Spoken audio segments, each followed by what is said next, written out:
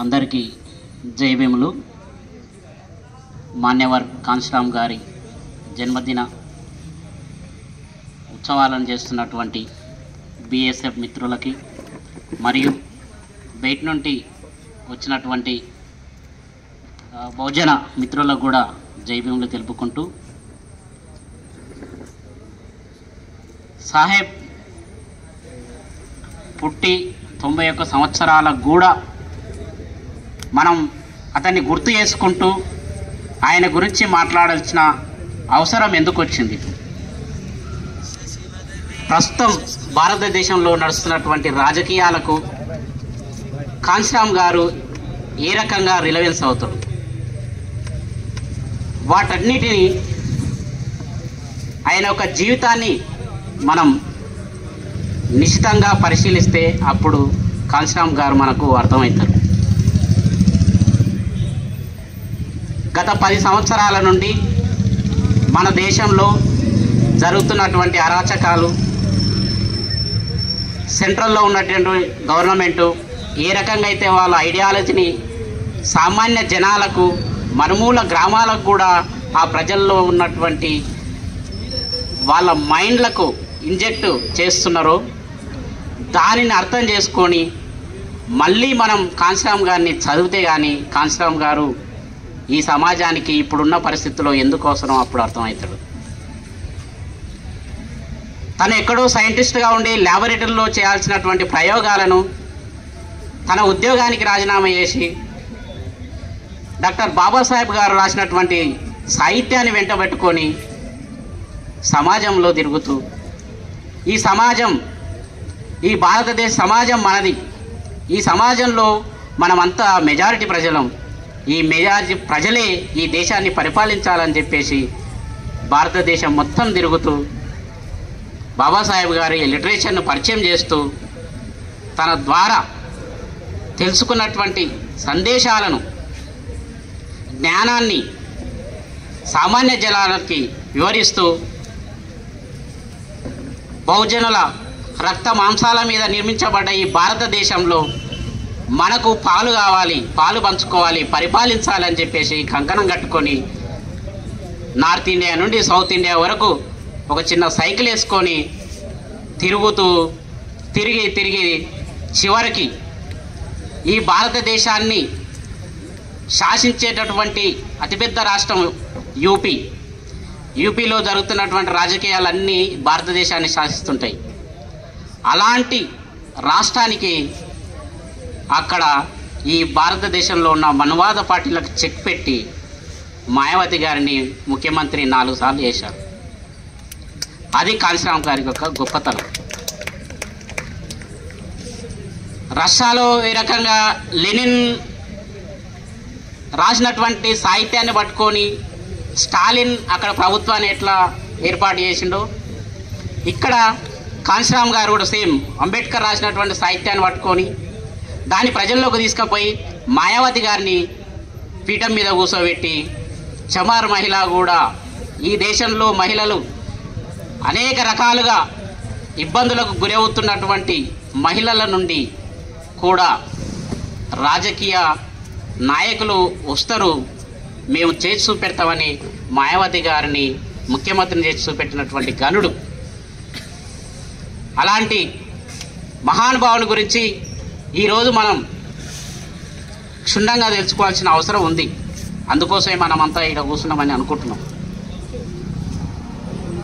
జనరల్గా మనం తీసుకున్నటువంటి క్యాడర్ క్యాంపులో కానీ ఐడియాలజీ క్లాసులలో కానీ చెప్తుంటాం, ఈ భారతదేశ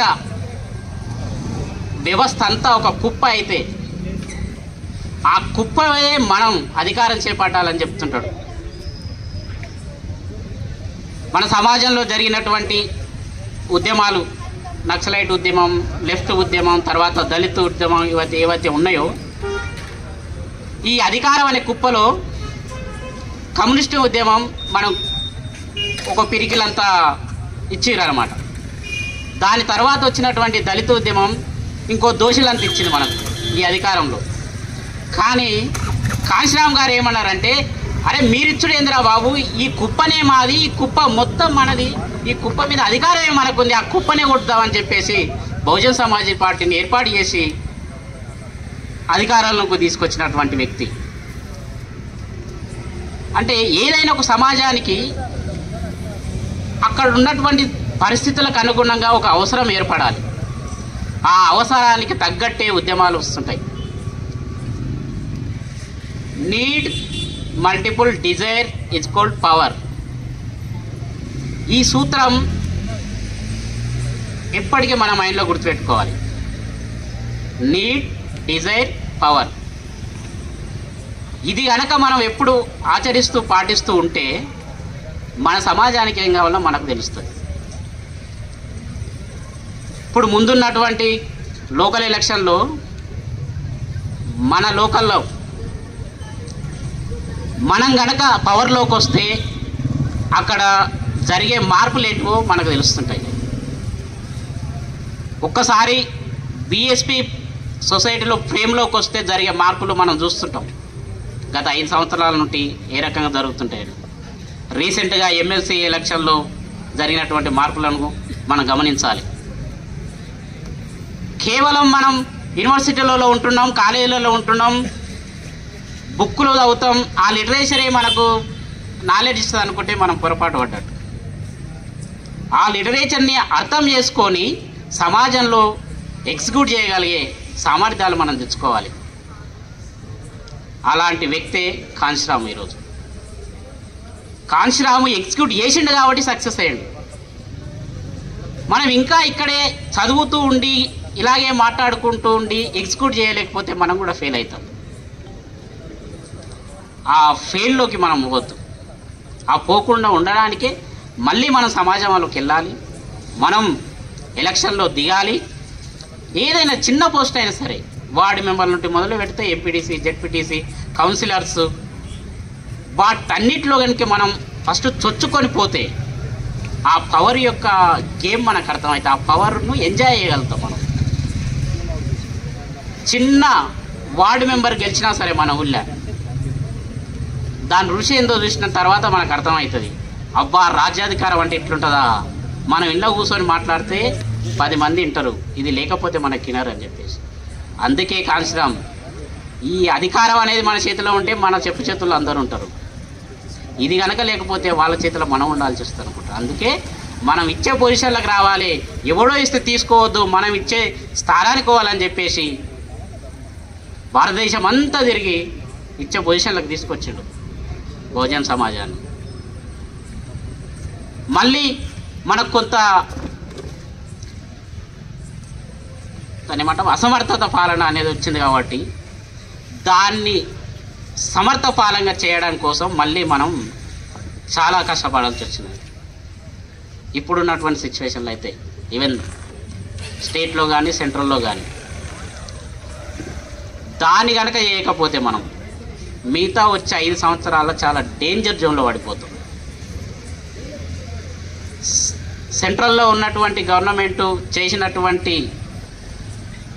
ప్రయోగాలు, వాళ్ళు స్ప్రెడ్ చేసినటువంటి ఐడియాలజీని కనుక కూల్చాలి అంటే దాదాపు 25 నుండి 30 సంవత్సరాలు కూడా సరిపోదంట నిపుణులు చెప్తున్నారు.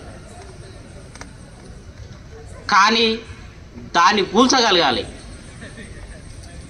డీకన్స్ట్రక్షన్ అంటాం కదా, డెరిడా చెప్పినట్టు వినిర్మాణం. ఈ దేశంలో బుద్ధుడు చేసినటువంటి విప్లవానికి ప్రతిఘాత విప్లవం బ్రాహ్మణులు చేశారు. ఆ ప్రతిఘాత విప్లవం తర్వాత కాంశీరామ్ వాళ్ళ మీద తిరగబడి రాజ్యాధికారం తీసుకొచ్చాడు. అది మళ్ళీ మన చేతుల నుండి దాటిపోయింది. సో ఇప్పుడు వాళ్ళు నిర్మించినటువంటి ఆ నిర్మాణాన్ని కనుక మనం వినిర్మాణం చేయకపోతే మళ్ళీ బహుజన సమాజం బానిసలుగానే తయారవుతుంది. ఇన్ని సంవత్సరాలు బానిసలుగా ఉన్నది సరిపోయింది, ఆపేద్దాం. ఇక బాబాసాహెబ్ కలలు కన్నటువంటి రాజ్యాన్ని మనం తీసుకురాగలగాలి. తీసుకొస్తామనే ధీమా మాకుంది. ఎందుకంటే ఇంతమంది ఈ ఒక ఆలోచనతో ఇక్కడ కూర్చున్నారంటే ఆ ఆలోచనను సమాజంలో పెట్టేటువంటి శక్తులని నేను అనుకుంటున్నా మీరంతా. Forget about number. 1000 మంది వచ్చి కూర్చుంటేనే అదేదో సక్సెస్ అవుతుంది అన్నట్టు కాదు. అందులో 10 మంది మనకు పనికొచ్చేటోళ్ళు, పనికొచ్చే మైండ్ సెట్ మనకు కావాలి. ఆ మైండే 100 మైండ్లను మార్చగల శక్తి ఉంటుంది. ఇక్కడ కూర్చున్నటువంటి ఒక్కొక్క BSF కార్యకర్త ఈజ్వల్ టు 100 మందితో సమానం. అది ఎప్పుడైనా గుర్తుపెట్టుకోరు మీరు. 100 మంది మాట్లాడినా ఒక ఎత్తు, ఒక BSFలో ట్రైన్ అయినటువంటి ఒక వ్యక్తి మాట్లాడితే అది ఒక ఎత్తు ఉంటుంది. ఎందుకంటే ఇక్కడ జ్ఞానంతో పాటు సమాజంలో జరిగే రాజకీయాలు ఎట్లా ఇంప్లిమెంట్ అవుతాయో నేర్చుకుంటాం. ఆ ఇంప్లిమెంటేషను యూనివర్సిటీ దాటి సమాజంలో ఎట్లా మనం చేయాలో నేర్చుకుంటాం. బయట జరిగే ఎలక్షన్లో మనోళ్ళు చాలామంది పార్టిసిపేట్ చేస్తుంటాం. లోకల్ ఎలక్షన్లో పార్టిసిపేట్ చేస్తే మనకు చాలా అర్థమవుతాయి. చాలా గేమ్ ప్లాన్స్ ఉంటాయి, చాలా డేంజర్గా ఉంటాయి కూడా. ఎందుకంటే పోయిన లోకల్ ఎలక్షన్లో నేను ప్రత్యక్షంగా ఉన్నాను అన్నమాట. చెల్లెలు 23-24 సంవత్సరాల అమ్మాయి సర్పంచ్గా నిలబడ్డది. ఊళ్ళో మొత్తం ఒక 2400 నుండి 2500 ఓట్లు ఉంటాయి. ఒకతే ఇండిపెండెంట్ క్యాండిడేట్గా ఉన్నది. అవతల TRS, కాంగ్రెస్, బీజేపీ కామన్ ఉండే పార్టీలు. ఆ 3 పార్టీలను కొట్టి గెలవాలి అంటే చాలా కష్టపడాల్సి వచ్చింది. కానీ ఈ సంఘంలో పనిచేసినటువంటి అనుభవం పెట్టుకొని, యూనివర్సిటీలో పనిచేసినటువంటి అనుభవాన్ని పెట్టుకొని, ఆ ఊర్లో ఉన్నటువంటి క్యాస్ట్ ప్రపోర్షన్ ఏ రకంగా అవుతుందో అది పట్టుకొని ఫస్ట్ రోజు ఇట్లా క్యాంపెయినింగ్ పోయినా ఒక 10-20 మంది రామె వెనకాల అంతే. రెండవ రోజు ఇంకొక 10 మందిని యాడ్ చేసుకున్నాం. ఇంకొక 2 డేస్లో పోలింగ్ ఉంటుంది కదా. ఆ 2 డేస్లో ఆ ఊర్లో ఉన్నటువంటి సినారియో మొత్తం చేంజ్ చేసి ఒకరోజు 100 మందితో ర్యాలీ తీసినాం, ఇంకొక రోజు 200 మందితో ర్యాలీ తీసినాం. కేవలం ఒక వ్యక్తిగా ఉన్నటువంటి చిన్న 23 ఏళ్ళ అమ్మాయి ఎల్లుండి పోలింగ్ అన్నాక ఈరోజు 300 మందితో ర్యాలీ తీసినాక ఒక్కసారిగా పొలిటికల్ సినారియో మొత్తం చేంజ్ అయిపోయింది. అది ఎక్కడి నుండి వచ్చింది మనకు? బాబాసాహెబ్ చదివినందుకు, కాంశీరామ్ను చదివినందుకు, పూలే, పెరియార్ వీళ్ళ ఒక అనుభవాలను చదివినందుకు, వాళ్ళందరి అనుభవాలను చదివినందుకు మనం కూడా ఒక అనుభవంలోకి వచ్చి తద్వారా ఏమైంది తెలుసా? చాలామంది అవహేళనగా మాట్లాడారు, మీకు వస్తే 150 ఓట్లు అంటే ఎగ్జాక్ట్గా 120 ఓట్ల మెజారిటీతో గెలిచి చూపెట్టినారు. అది మనకు సంఘానికి ఉన్నటువంటి శక్తి. ఒక సంఘంలో పనిచేస్తే మనం ఏ రకంగా డెవలప్ అవుతాం, మన పర్సనాలిటీ ఎలా డెవలప్ అవుతుంది అనేది చెప్తాం. అలాగే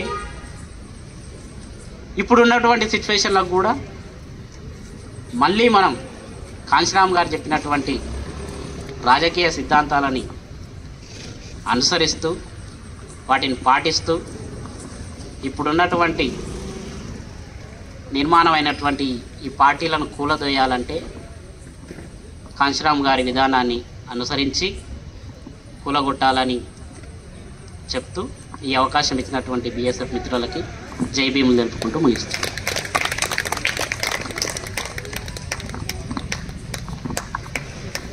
Thank you so much, Anna, for letting us to know the journey of Kanshiram. As Anna mentioned, we must read Bahujan icons, Kanshiram, Ambedkar, Periyar, etc. to understand these contemporary problems in India. ఇందాక పాట పాడుతున్నప్పుడు కూడా ఒక sentence ఉంది, 100కి 80 మంది but కూటికి కూడా లేని వాళ్ళు అని. 80 మంది ఉండి కూటికి లేకపోతే ఎట్లా? అందుకని మనం కుప్ప అంతా తీసుకోవాలి, రాజ్యాధికారం మనం పొందాలి. ఎలా పొందుతాం? SC, ST, OBC, religious minorities అంతా యూనిట్ అయ్యి పోరాడితేనే మనకు రాజ్యాధికారం వస్తుంది. So thank you so much అన్న. Now I'm inviting Pallikonda Manikanta sir is Pule Ambedkarite researcher. His area of interest lies on the political sociology, social movement, state formation and democracy. He is a co-founder, faculty, academic coordinator at Pakpet Ask Society, Hyderabad. They strongly believe in spreading democratizing education with the motto, always seek knowledge. They teach English, anti-caste philosophy, data science for the marginalized students for all over the world. Because of them, I am not entirely sure about number, but many